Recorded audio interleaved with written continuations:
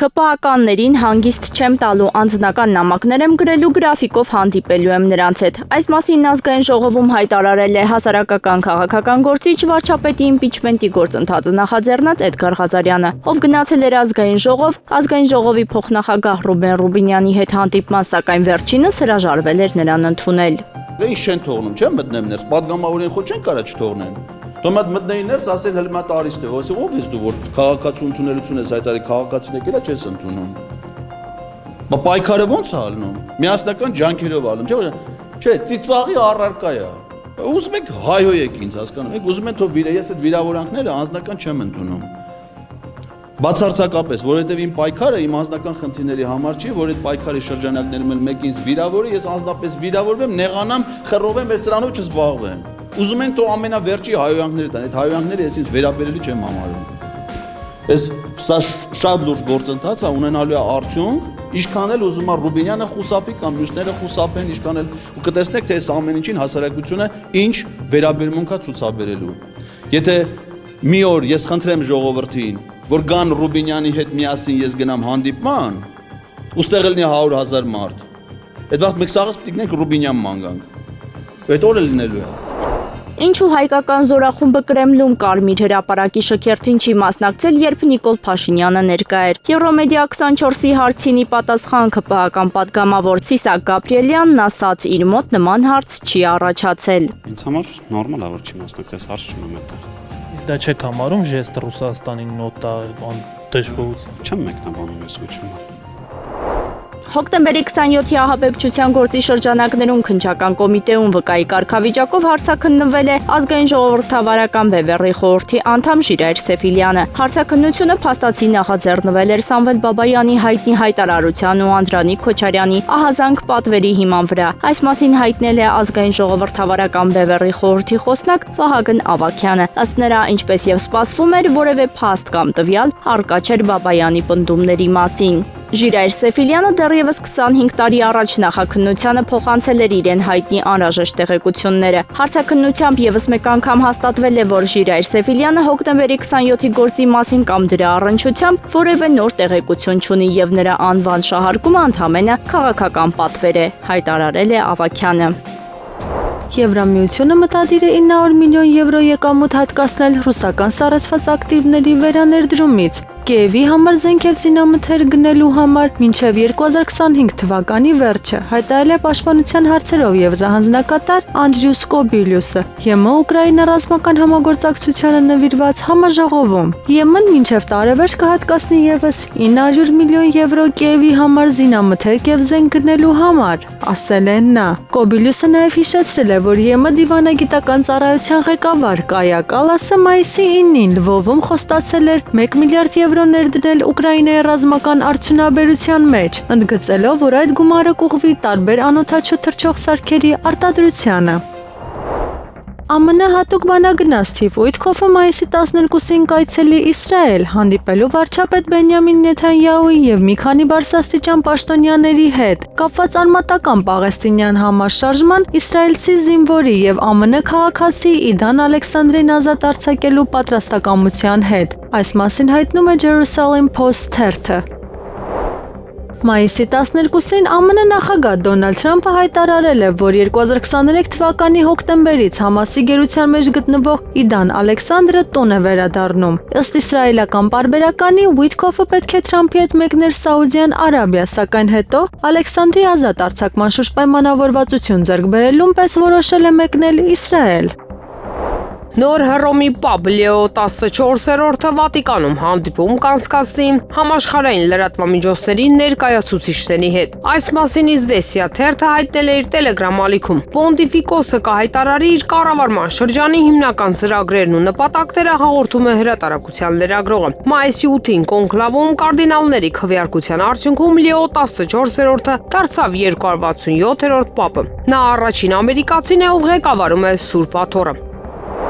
Եվրոպական կոմիտեն ստորագրել է Ուկրաինայի ռազմաարդյունաբերական համալիրում ներդրումների առաջին պայմանագրերը, մինչդեռ Կիևին աջակցող ԵՄ ներդրումների ընդհանուր ծավալը հասել է 150 միլիարդ եվրոյի։ Այս մասին հայտարարել է Եվրամիության արտաքին քաղաքականության ծառայության գլխավոր քարտուղարի տեղակալ Չարլզ Ֆրայսը, փոխանցում է ՏԱՍՍ-ը։ Նրա խոսքով Եվրամիությունը ուկրաինական ռազմաարդյունաբերական համալիրում 1 միլիարդ եվրո է ներդնում եւ առաջին պայմանագրերն արդեն ստորագրվել են։ Ֆրիսը նաեւ կարծիք է հայտնել, որ հանրապետության ռազմաարդյունաբերական համալիրը կարող է իր փորձը կիսել եվրոպական ընկերությունների հետ։ Գլխավոր քարտուղարի տեղակալը հավելել է, որ Եվրամիության եւ Ուկրաինայի միջև կստեղծվի ռազմատեխնիկական համագործակցության նոր համատեղ հանձնաժողով։ Եվրահանձնաժողովի տվյալներով Ուկրաինային Եվրամիության աջակցության ընդհանուր գումարը հասել է 150 միլիարդ եվրոյի, որից 50 միլիարդ եվրոն ծախսվել է ռազմական օգնության վրա, ինչը կազմում է Եվրամիության ՀՆԱ-ի 0.1%-ը։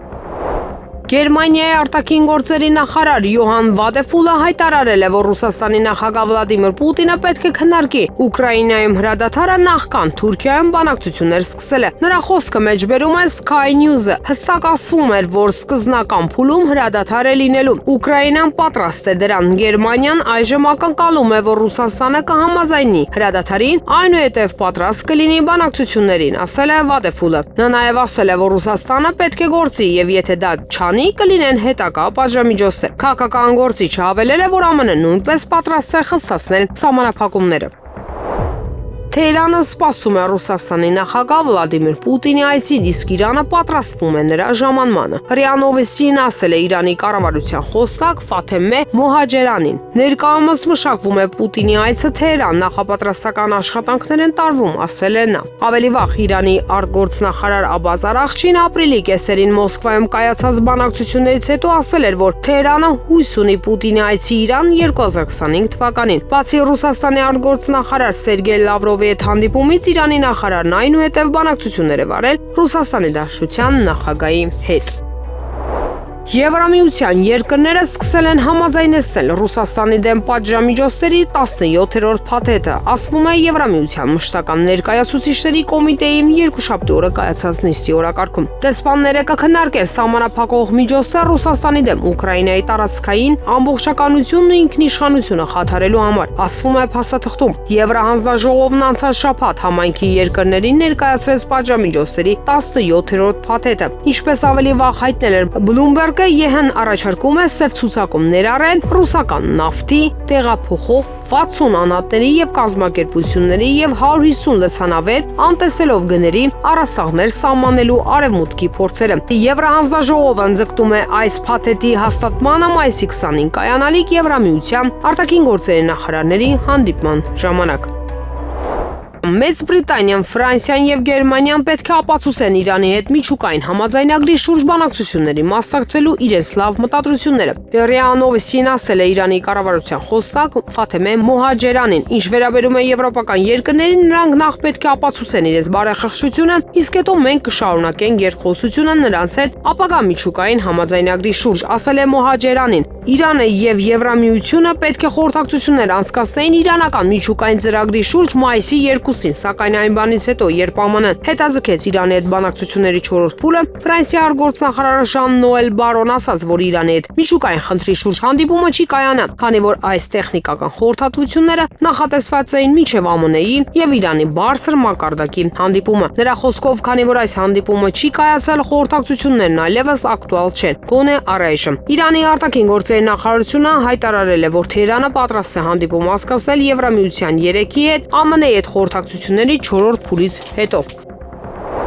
Միացյալ Նահանգներն կորցրել է իր վարկանիշը աշխարհում նախագահ Դոնալդ Թրամփի իշխանության գալուց հետո։ Այս մասին գրում է Պոլիտիկոն։ Հարցվածների մեծ մասն ընդհանուր առմամբ բացասաբար է վերաբերվում Միացյալ Նահանգներին, ինչը կտրուկ անկում է նախորդ տարվա համեմատ, ասվում է հրապարակման մեջ։ Հետազոտությունն անցկացվել է 100 երկրների ավելի քան 110,000 հարցվածների մասնակցությամբ եւ նվիրված է վարկանիշի աշխարհաքաղաքական հարցերի եւ գլոբալ ուժերի ընկալմանը։ Միացյալ Նահանգների վարկանիշը հատկապես նվազել է Եվրամիության երկրների բնակիչների շրջանում։ ՆԱՏՕ-ի Ամերիկայի նախկին գլխավոր քարտուղար հետազոտության հեղինակներից Անդերս Ֆոկ Ռասմուսենը հայտարարել է, որ ինքը զարմացած է, որ Միացյալ Նահանգների վարկանիշը այդքան կտրուկ ընկել է։ Հետազոտության արդյունքների համաձայն Չինաստանն առաջին անգամ առաջ է անցել Միացյալ Նահանգներից աշխարհում իր հեղինակությամբ։ Բացի այդ, աստիճանաբար աճում է Ռուսաստանի Դաշնության վարկանիշը։ ԱՄՆ նախագահ Դոնալդ Թրամփին չափազանց վրդովեցրել է ABC News-ի լրագրող Մարթա Ռադացի այն հարցը, թե ինքը ինչ դեր է խաղացել նոր Պաբլիո 14-ի ընտրության գործընթացում։ Այս մասին քաղաքական գործիչը գրել է The Trust սոցիալական ցանցում։ Ըստ ԱՄՆ առաջնորդի հարցը առաջացել է ոչ մի տեղից, սակայն այն եղել է լրագրողի Թրամփով տարված մտքում։ Թրամփը նաև հիշեցրել է, որ ԱՄՆ-ի տարբեր շրջաններում նախագահական ընտրությունների ժամանակ իրեն մեծ թվով ձայներ են տվել կաթոլիկ 54%-ով։ Ռուսաստանի զինված ուժերը ոչնչացրել են HIMARS բազմակի արձակման հրթիռային համակարգ, որը նախորդին հարվածել էր Կուրսկի շրջանի Ռիլսկին։ Այս մասին հայտնում է Northern Wind Telegram ալիքը։ Ալիքի տվյալներով Ուկրաինայի զինված ուժերը հարձակվել են հյուրանոցի եւ ավտոլվացման կետի վրա, 3 մարդ վիրավորվել է։ Հայտնի է նաեւ, որ ռուսական հետախուզության աշխատակիցները բազմակի արձակման հրթիռային համակարգ են հայտաբերել Նագորնովկա գյուղի շրջակայքում, Սումի շրջանի Բելոպոլսկի շրջան։ Հետախուզական անօթաչու թռչող սարքը հրթիռ է արձակել Ռիլսկում։ Սրանից անմիջապես հետո ոչնչացվել է ուկրաինական հրետանային հրթիռային համակարգը։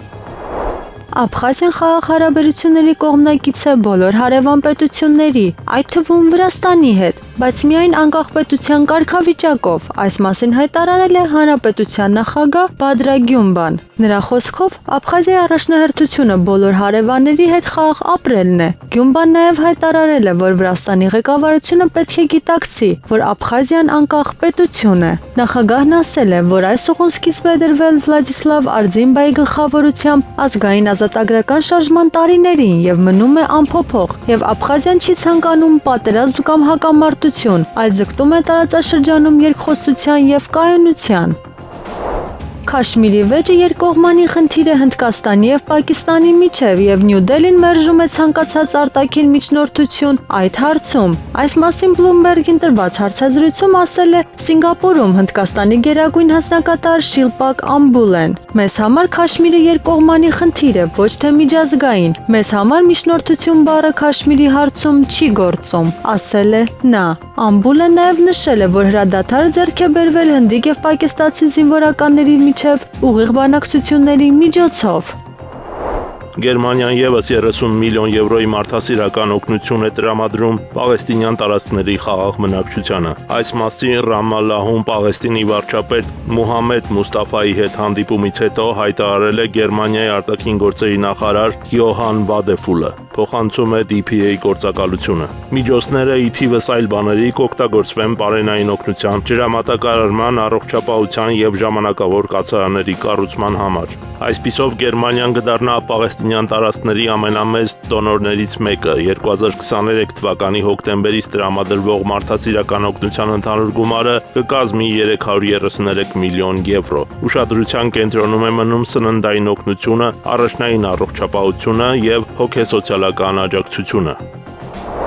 ԱՄՆ նախագահ Դոնալդ Թրամփը մտադիր է երկուշաբթի օրը ստորագրել գործադիր հրաման, որը թույլ կտա նվազեցնել դեղերի գները Միացյալ Նահանգներում 30-ից 80%-ով։ Այս մասին նա հայտարարել է Truth Social սոցիալական ցանցում։ Ուրախ եմ հայտնել, որ վաղը Սպիտակ տանը ես կստորագրեմ մեր ազգի պատմության կարևորագույն գործադիր հրամաններից մեկը։ Դեղերի գները գրեթե անմիջապես կնվազեն 30-ից 80%-ով, գրել է նա կիրակի օրը։ Թրամփն ընդգծել է, որ երկար տարիներ անհանգստացած է եղել Միացյալ Նահանգներում դեղերի բարձր գներով։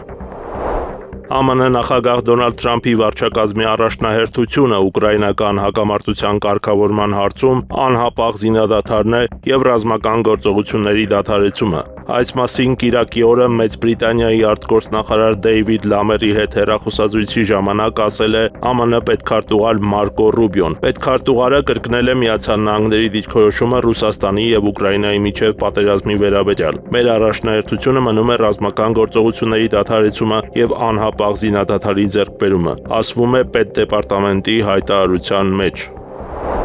Հայաստանի Հանրապետության գլխավոր դատախազ Աննա Վարդապետյանն ազգային ժողովում ներկայացրել է, թե ինչ գույքային պահանջ ունեն ՀՀ երկրորդ նախագահ Ռոբերտ Քոչարյանից ու նրա ընտանիքից։ Ռոբերտ եւ Բելլա Քոչարյաններից, Սեթրակ Քոչարյանից եւ Զարուհի Բադալյանից, Լևոն եւ Սիրանուշ Քոչարյաններից, Գայանե Քոչարյանից եւ Վիգեն Չատինյանից Հօգուտ Հայաստանի դատախազությունը ապուրինի ծագում ունեցող գույքի բռնագանձման հայցով պահանջում է բռնագանձել 22 անշարժ գույք, 2 գույքի գնման իրավունք, ավելի քան $3 միլիոն,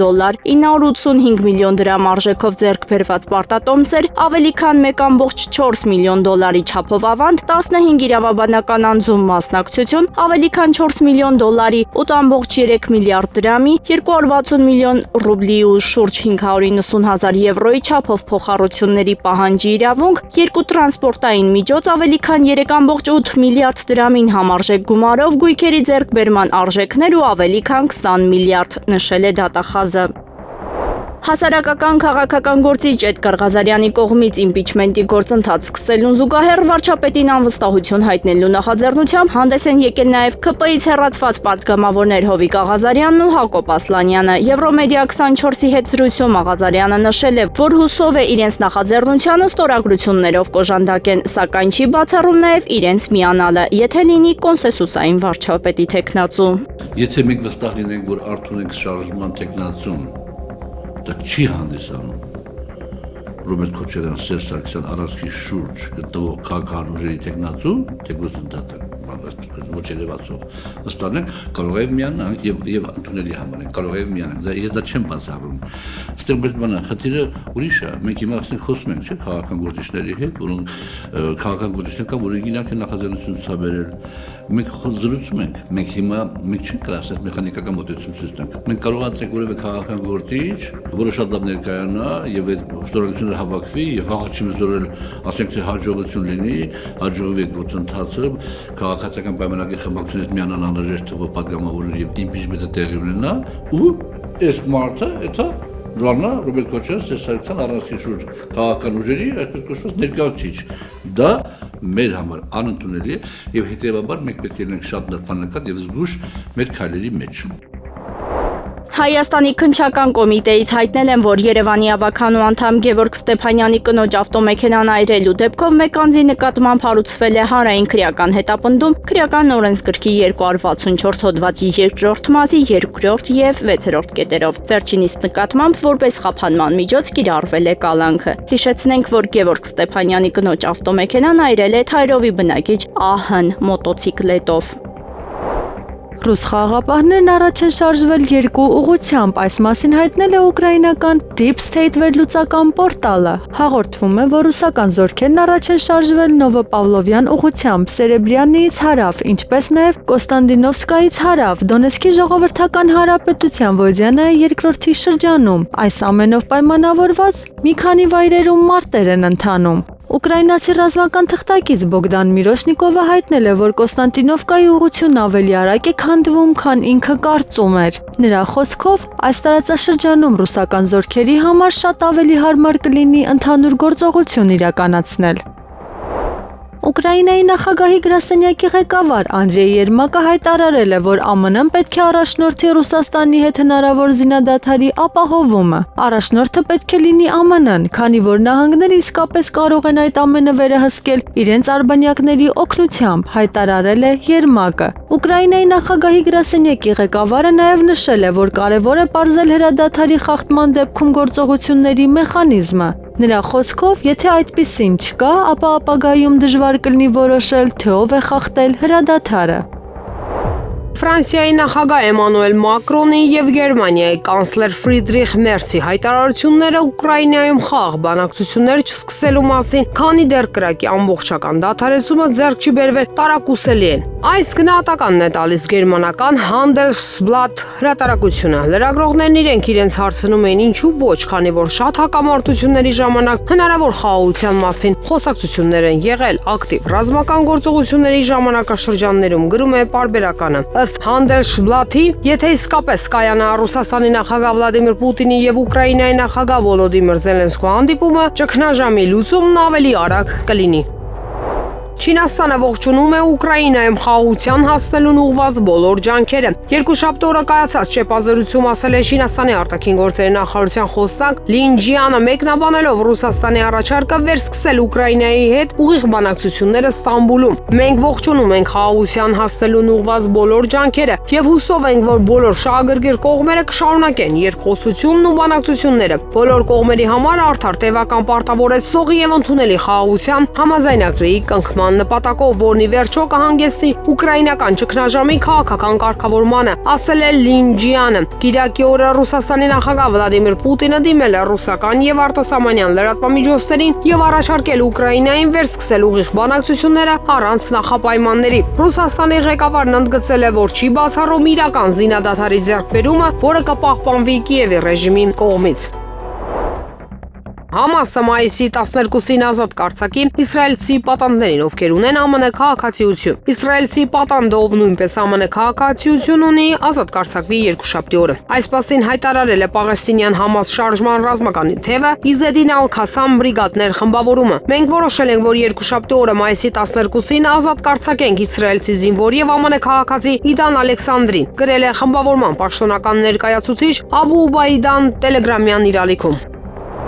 Իրանի արտաքին գործերի նախարարության խոսնակը մեկնաբանել է Թեհրանի եւ Վաշինգտոնի միջև Մասկատում Օմանի միջնորդությամբ տեղի ունեցած անուղղակի բանակցությունների 4-րդ փուլը։ Նրա խոսքերը մեջբերում է ՌԻԱ Նովոստին։ Իրանի արտաքին գործերի նախարարության խոսնակը բանակցությունների փուլը անվանել է դժվար, բայց օգտակար։ Կիրակի մայիսի 11-ին Մասկատում տեղի ունեցավ ԱՄՆ եւ Իրանի միջև անուղղակի բանակցությունների 4-րդ փուլը։ Օմանական կողմի միջնորդությամբ բանակցությունները վերսկսվեցին երկշաբաթյա ընդմիջումից հետո։ Թեհրանի եւ Վաշինգտոնի միջև անուղղակի բանակցությունների առաջին եւ երրորդ փուլերը տեղ են ունեցել Օմանում համապատասխանաբար ապրիլի 12-ին եւ 26-ին, իսկ երկրորդը Իտալիայի Հռոմ քաղաքում ապրիլի 19-ին։ Օմանի արտաքին գործերի նախարարության տվյալներով կողմերը քննարկել են համաձայնագիր, որը ենթադրում է Իրանի կողմից միջուկային զենքի մշակումից լիակատար հրաժարում պատժամիջոցների վերացման դիմաց, միաժամանակ պահպանելով Թեհրանի իրավունքը զարգացնելու խաղաղ միջուկային էներգիա։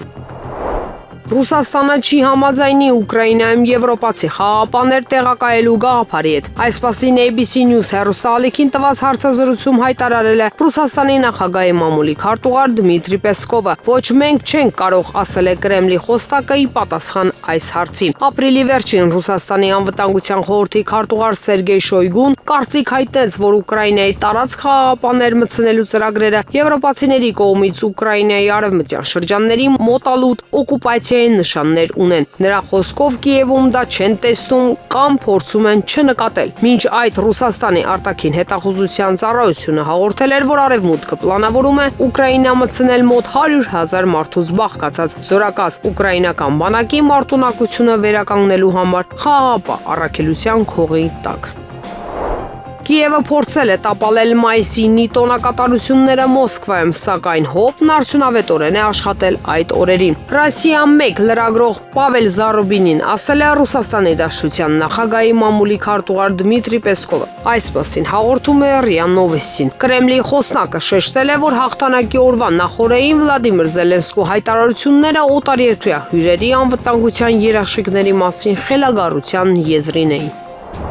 Իսրայելական ինքնաթիռները սկսել են հարվածել Եմենի Հոդեյդա, Ռաս Իսա եւ Աս-Սալիֆ նավահանգիստներին, որոնք գտնվում են Կարմիր ծովի ափին եւ գտնվում են հութիների վերահսկողության տակ։ Այս մասին հաղորդում է Սաուդյան Արաբիայի Ալ-Արաբիա հեռուստաալիքը, հղում անելով իր աղբյուրներին։ Հութիների գլխավորած կառավարության ներքին գործերի նախարարությունը նույնպես հայտարարել է, որ նահանգը ենթարկվել է իսրայելական հարձակման, ավելի վաղ Իսրայելի բանակը կոչ էր արել անհապաղ տարհանել մարդկանց Հոդեյդա, Ռասիսա եւ Աս-Սալիֆ նավահանգիստներից։ Իսրայելի պաշտպանության բանակի խոսնակը հայտարարել է, որ Եմենի Անսար Ալլահ շարժման հութի ապստամբները այդ վայրերն օգտագործում են իրենց ահաբեկչական գործունեության համար։ ԱՄՆ պետքարտուղար Մարկո Ռուբիոն կմեկնի Թուրքիա մասնակցելու մայիսի 14-ից 15-ը Անտալիայում կայանալիք ՆԱՏՕ-ի արտաքին գործերի նախարարների ոչ պաշտոնական հանդիպմանը, որտեղ նախարարները կքննարկեն դաշինքի անվտանգության առաջնահերթությունները, պաշտպանական ներդրումների ավելացումը եւ Ռուսաստան-Ուկրաինա պատերազմի ավարտը։ Ռուբիոն Անտալիայում կլինի նախագահ Թրամփի օրակարգը առաջ մղելու համար, որը վերաբերում է դաշնակիցների կողմից ՆԱՏՕ-ի արդյունավետության ամրապնդման եւ բարձրացման գործում իրենց ներդրումն ավելացնելուն, ասել է խոսնակը։ Միացյալ Նահանգներում Կատարի մամուլի կցորդ Ալի Ալ-Անսարին Պոլիտիկոյին ասել է, որ Կատարի իշխանությունները դեռ չեն որոշել ԱՄՆ նախագահ Դոնալդ Թրամփին $400 միլիոն արժողությամբ Boeing 747 նվիրել, թե ոչ։ Ալի Ալ-Անսարիի խոսքով հարցն այժմ քննարկվում է եւ վերջնական որոշում դեռ չի կայացվել։ Ավելի վաղ ամերիկյան ABC հեռուստաալիքը հղում անելով աղբյուրներին հայտնել էր, որ ԱՄՆ նախագահ Դոնալդ Թրամփի վարչակազմը պատրաստվում է ընդունել Boeing 747 ինքնաթիռը որպես նվեր Կատարի թագավորական ընտանիքից։ Հեռուստաալիքի տվյալներով Կատարը կարող է ինքնաթիռը հանձնել հաջորդ շաբաթ։ Թրամփն արդեն ստուգել էր ինքնաթիռը, երբ այն փետրվարին վայրեջք էր կատարել West Palm Beach-ի օդանավակայանում։ Պուշկինի անվան դպրոցում գործադուլն ու դասադուլը շարունակվում է նաև այսօր։ Բանն այն է, որ պաշտոնից ազատում են 10 տարի պաշտոնավարած տնօրենին, որպես աջակցություն տնօրենին ուսուցիչներն ազատման դիմումներ են գրում, իսկ աշակերտները դասադուլ են անում։ Մայիսի 12-ին Հայաստանի Հանրապետության պաշտպանության նախարար Սուրեն Պապիկյանի գլխավորած պատվիրակությունն աշխատանքային այցով մեկնել է Գերմանիայի Դաշնային Հանրապետություն։ Այս մասին հայտնում է Հայաստանի Հանրապետության պաշտպանության նախարարությունը։ Փաշինյանը գնաց ցարի ոտը։ Այս մասին Եվրոմեդիա 24-ի հետ զրույցում ասել է քաղաքագետ Արա Պապյանը, խոսելով մայիսի 9-ին Մոսկվայում անցկացված զորահանդեսին վարչապետի մասնակցության մասին։ Նրա կարծիքով Նիկոլ Փաշինյանը Հայաստանի պատմության մեջ ամենառուսամետ ղեկավարն է։ Ռուսաստանը իր շահի տեսակետից ինքը պիտի պաշտպանի Ադրբեջանին եւ Թուրքիային։ Ինքը չի կարող երկուսի հետ լինի։ Այ ուրիշ բան, որ Ռուսաստանը մի քիչ ոնց որ ասա, Հայաստանը մի քիչ ավելի խեղճանա։ Այ բանը Նիկոլ Փաշինյանը գնում է, այդ հենց այդ խեղճացման քաղաքական, մեն որ ասում է գնաց շահի ոտը, այ եկե գնում է ցարի ոտը, սա է, բայց դա չի կարող որևէ բան փոխի հարաբերություններում, որովհետև նրա նկատմամբ սկզբից քարոզչական առումով այնքան վատ բաներ ասվել, որ այսօր Նիկոլ Փաշինյանը անցալվում է ռուս հասարակության կողմից որպես, չգիտեմ, հակառուսական գործիչ, բայց էության մեջ այդպես չի, ինքը որևէ հակառուսական քայլ չի արել։ Արդարադատության նախարար Սրփուհի Գալյանը մայիսի 8-ին հրաման է ստորագրել, որով դատապարտյալների հիվանդանոց քրեակատարողական հիմնարկի պետ է նշանակել Ռոբերտ Թամարյանին։ Թամարյանն արդարադատության նախարարի 2024 թվականի մայիսի 8-ի հրամանով նշանակվել էր նույն հիմնարկի պետի ժամանակավոր պաշտոնակատար։ 2023-2024 թվականներին դատապարտյալների հիվանդանոց քրեակատարողական հիմնարկի պետի տեղակալ։ Ըստ մամուլի տեղեկությունների Ռոբերտ Թամարյանը վարչապետի տիկին Աննա Հակոբյանի վարսահարդարի ամուսինն է։ Երևանի քաղաքապետ Տիգրան Ավինյանը տեսանյութ է հրապարակել, որտեղ տեղեկացրել է, որ Շառլ Ազնավուրի 100-ամյակի առթիվ շուտով Ազնավուրի հրապարակում կտեղադրվի Դավիթ Մինասյանի Լա Բոհեմ քանդակը։